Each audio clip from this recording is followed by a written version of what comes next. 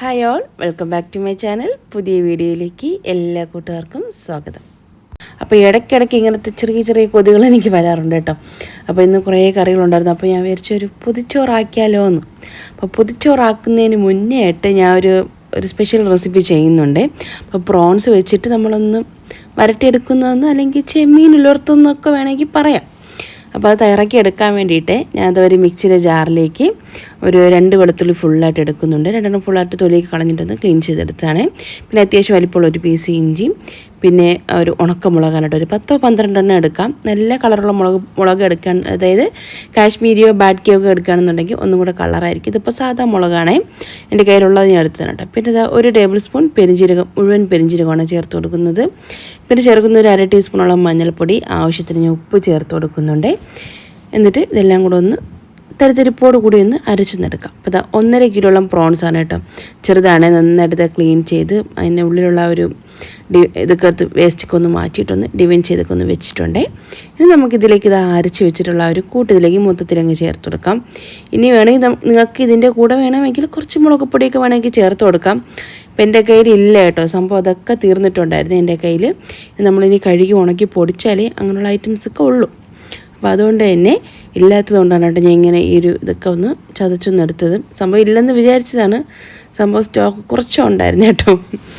ഇല്ലയെന്ന് വിചാരിച്ചത്, അതായത് ഞാൻ ഇടയ്ക്ക് സർജറി ഒക്കെ കഴിഞ്ഞ് കിടന്ന സമയത്തുള്ളൊരു വീഡിയോ ആണ് കേട്ടോ. അപ്പോൾ ഞാൻ വിചാരിച്ച് കിച്ചണിൽ തീർന്ന് കാണുമെന്ന് വിചാരിച്ചു. അപ്പം ഇടയ്ക്ക് മാമിയും ഉമ്മായൊക്കെ ആയതല്ലേ കിച്ചൻ്റെ മൊത്തം ഡ്യൂട്ടി ചെയ്തുകൊണ്ടിരുന്നത്. അപ്പോൾ ഞാൻ വെച്ച് തീർന്ന് കാണുമെന്ന് വിചാരിച്ചിട്ട് സംഭവം ഇതെടുത്ത് ഞാൻ ഇപ്പം കിച്ചണിൽ ഫസ്റ്റ് ഇങ്ങനെ കയറിയ ടൈമായിരുന്നേ.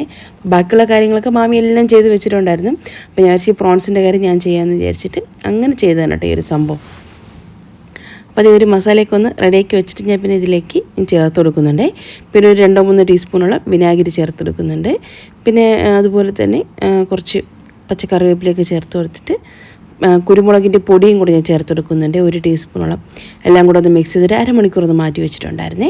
പിന്നെ ഇതാ ഒരു പാനിലോട്ട് വെളിച്ചെണ്ണ ഒഴിച്ചു കൊടുക്കാം, ആവശ്യം പോലെ ഒഴിച്ചു കൊടുക്കാം കേട്ടോ വെളിച്ചെണ്ണ. എന്നിട്ട് നമുക്കിനി ഇതിലേക്ക് നേരത്തെ മസാല പുരട്ടി വെച്ചിട്ടുള്ള വെളിച്ചെണ്ണ കൂടെ ചേർത്തിട്ടാണ് കേട്ടോ ഞാൻ പുരട്ടി വെച്ചത്. നമുക്കിതിലേക്ക് വെച്ചിട്ട് നന്നായിട്ടൊന്ന് വേവിച്ചെടുക്കാം. അപ്പോൾ നമ്മളെല്ലാം കൂടി ഒരുമിച്ചിട്ടത് കൊണ്ട് തന്നെ നന്നായിട്ട് വെള്ളം ഇറങ്ങിയിട്ടുണ്ടായിരുന്നേ.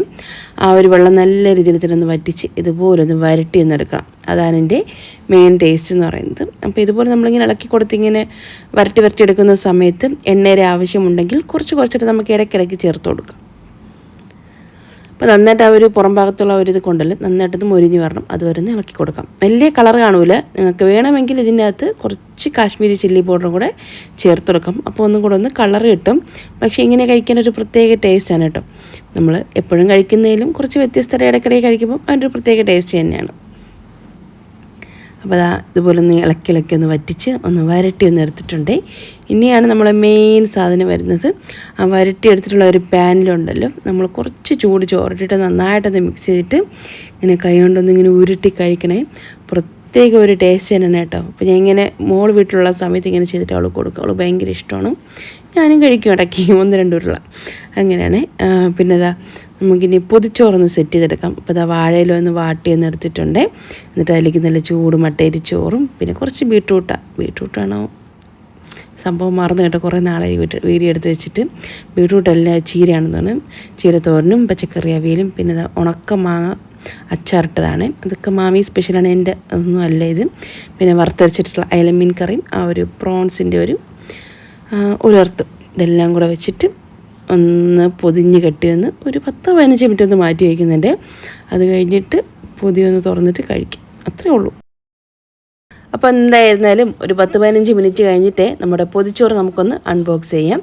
ഒരു അരമണിക്കൂറൊക്കെ ഇരിക്കുകയാണെന്നുണ്ടെങ്കിൽ ഒന്നും കൂടെ ഒന്ന് ആ ഒരു നല്ല ചൂട് തട്ടിയിട്ടുണ്ട്. ആ വാഴയിലെ ഒരു ഫ്ലേവറും കറികളെല്ലാം കൂടെ ഒന്ന് സെറ്റായിട്ട് നല്ലൊരു മണം വന്നെങ്കിൽ. അപ്പോൾ എന്തായിരുന്നാലും നല്ലൊരു ലഞ്ച് തന്നെയായിരുന്നു.